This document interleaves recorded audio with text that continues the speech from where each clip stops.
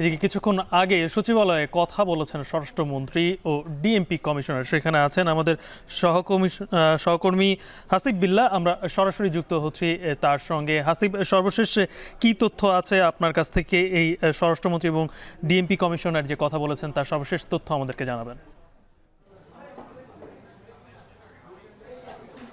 গালিব, কিছুক্ষণ আগে স্বরাষ্ট্র মন্ত্রণালয়ের জননিরাপত্তা বিভাগ থেকে একটি প্রজ্ঞাপন জারি করা হয়েছে এবং সেখানে উল্লেখ করা হয়েছে যে সন্ত্রাস দমন আইন 2009-এর 18-র 1 ধারা অনুযায়ী জামাত ইসলামী এবং তার ছাত্র সংগঠন ছাত্র শিবির এবং তার অঙ্গ সংগঠন সমূহ সকল অঙ্গ সংগঠনকে নিষিদ্ধ করা হয়েছে।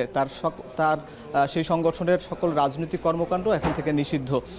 আপনি জানেন যে এই প্রজ্ঞাপনটা যেটি জারি করা হয়েছে, প্রজ্ঞাপনের শুরুতেই বলা হয়েছে যে 2012 সালে যে আন্তর্জাতিক অপরাধ ট্রাইব্যুনাল গঠন করা হয়েছিল সেখানে জামাত ইসলামী এবং তার তৎকালীন ছাত্র সংগঠন ছাত্র সংঘকে মানবতা বিরোধী অপরাধের দায়ে দণ্ডিত করা হয়েছে বা অভিযোগ করা হয়েছে এবং তারপরে ঠিক তার 1 বছর পর 2013 সালে জামাত ইসলামীর রাজনীতিতে নিবন্ধন বাতিল করা হয়েছিল যে নির্বাচন করতে পারবে না এ মর্মে। এবং তারপরে সেই প্রজ্ঞাপন অনুযায়ী তারপরে বলা হয়েছে যে এই সম্প্রতি যে কোটা সংস্কার আন্দোলনকে ঘিরে যে সহিংসতা হয়েছে বা নাশকতা হয়েছে সেই সহিংসতার সঙ্গে জামাত ইসলামী এবং তার ছাত্র সংগঠনের অভিযোগ পাওয়া গেছে এবং সেই অনুযায়ী এই সংগঠনকে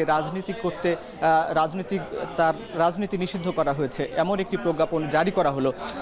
এবং এই প্রজ্ঞাপন জারি করার কয়েকদিন আগেই কিন্তু এই ব্যাপারে বেশ আলোচনা চলছিল, কারণ গত সোমবার রাতে গণভবনে প্রধানমন্ত্রীর সঙ্গে বৈঠকে বসেন 14 দলের শীর্ষ নেতারা এবং সেদিনই সিদ্ধান্ত হয় যে জামাত ইসলামীকে নিষিদ্ধ করা হবে। তারপর থেকে যে অফিসিয়াল কার্যক্রম ছিল, মূলত স্বরাষ্ট্র মন্ত্রণালয় থেকে আজকে এই কপিটি আইন মন্ত্রণালয়ে পাঠানো হয়েছিল এবং আইনমন্ত্রী সেটিকে পর্যবেক্ষণ করে আবার স্বরাষ্ট্র মন্ত্রণালয়ে পাঠিয়েছেন এবং তারপর কিছুক্ষণ আগে এই প্রজ্ঞাপনটা জারি হলো। অর্থাৎ এই সংগঠন যারা এই কোটা সংস্কার আন্দোলনকে ঘিরে যারা নাশকতা করেছে এবং এই অভিযোগ দেওয়া হয়েছে এবং তারপরে তাদেরকে এই সংগঠনকে রাজনীতিতে নিষিদ্ধ করা হলো একটি প্রজ্ঞাপন জারির মাধ্যমে। ছিল গালিব।